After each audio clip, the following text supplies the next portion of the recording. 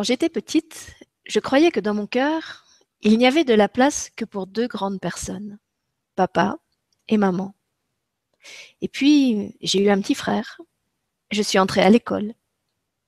Peu à peu, j'ai découvert que le cœur est comme une sorte de maison élastique, dont les parents sont les murs les plus solides, les plus importants, mais où on peut inviter aussi d'autres gens. Son papy, sa mamie, son parrain, sa marraine, ses cousins, ses copains d'école. Bien sûr, ils n'habitent pas toujours là, mais on sait que la porte est ouverte et qu'ils peuvent venir s'asseoir là, dans le cœur, un petit moment, avant de ressortir. Ils y ont chacun leur petit coin, leur place. Je grandissais bien, et mon cœur, maison élastique, grandissait avec moi. Je pouvais y accueillir de plus en plus de gens. Entre-temps, un de mes papys et une de mes mamies étaient morts, et j'avais découvert que je pouvais les garder, eux aussi, toujours là, près de moi, dans mon cœur, au milieu des autres vivants, rien qu'en pensant à eux. Ils avaient toujours leur place et leurs habitudes dans la maison de mon cœur, sauf que mes yeux ne les voyaient plus. C'était un peu comme si je les sentais bouger très doucement dans la pièce d'à côté, une pièce fermée à clé, où je ne pouvais pas aller, mais où, à de tout petits signes, je savais qu'ils étaient là et qu'ils allaient bien. J'ai encore grandi, et mon cœur a continué à grandir lui aussi. Je n'en revenais pas de voir combien c'est élastique un cœur, et tout le monde qu'on peut abriter dedans sans que personne se sente à l'étroit. Plus vous invitez de monde, plus votre cœur s'élargit. C'est magique! En plus des vivants et des morts, je me suis mise à inviter aussi dans mon cœur les arbres, les fleurs, le soleil, la pluie, le vent, les animaux, les nuages, les saisons. Et tout ce petit monde vivait content à l'intérieur de moi, sans manquer de rien, sans se disputer. Mais un jour, une grosse bombe est tombée, paf, en plein sur la maison de mon cœur.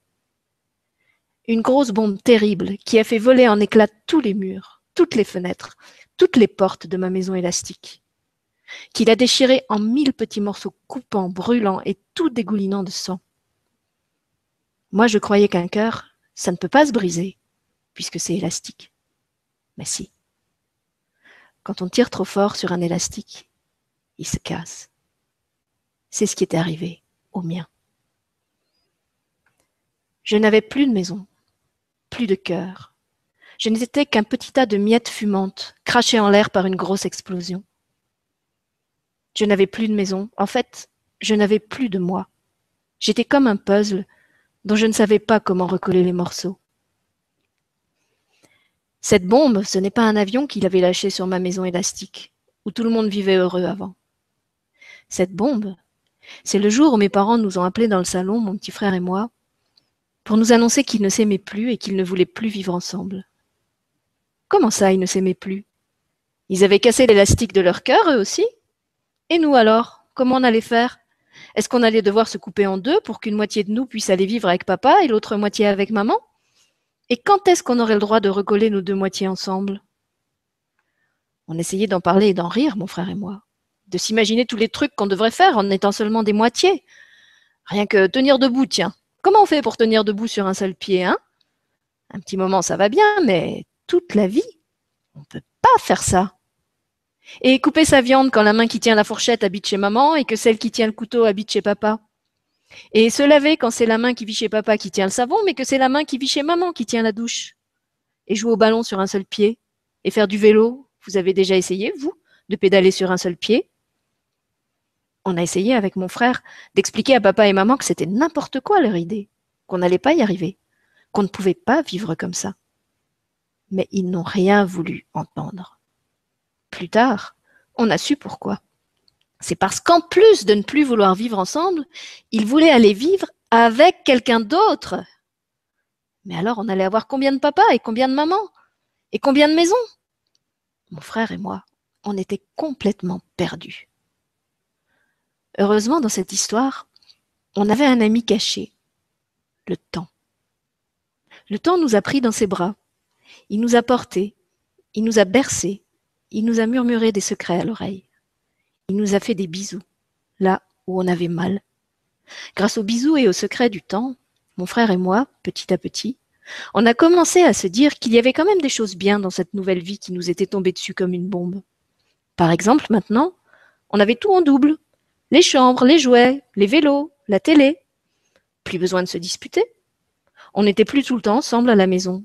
Et du coup, quand on se voyait, au lieu de se battre, on était content de se retrouver. Pour nos parents, ça avait l'air d'être un peu pareil. Ils se disputaient beaucoup moins qu'avant.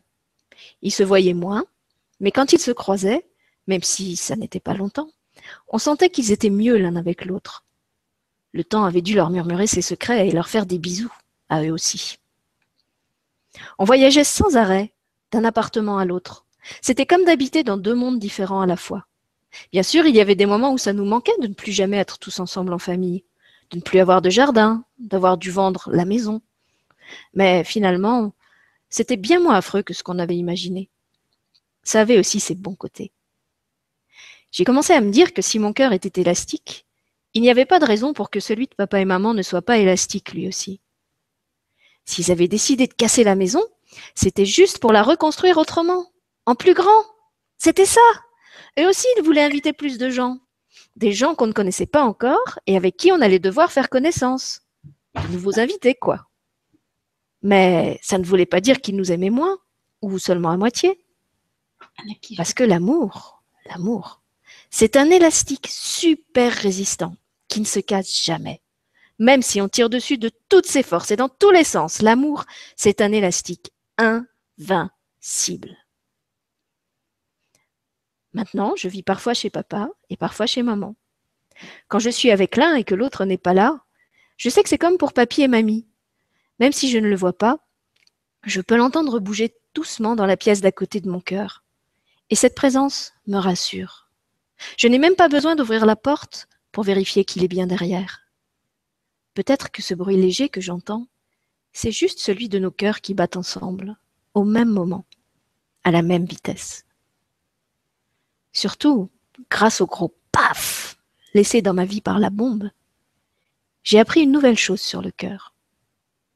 Que non seulement il est élastique, mais que même si parfois il se casse, finalement, ce n'est pas si grave. Ça fait un peu mal, ou même beaucoup mal sur le coup. Mais après, vous savez quoi?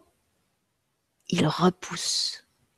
Et quand il repousse encore plus solide, plus fort et plus élastique qu'avant. C'est comme ça que notre cœur grandit.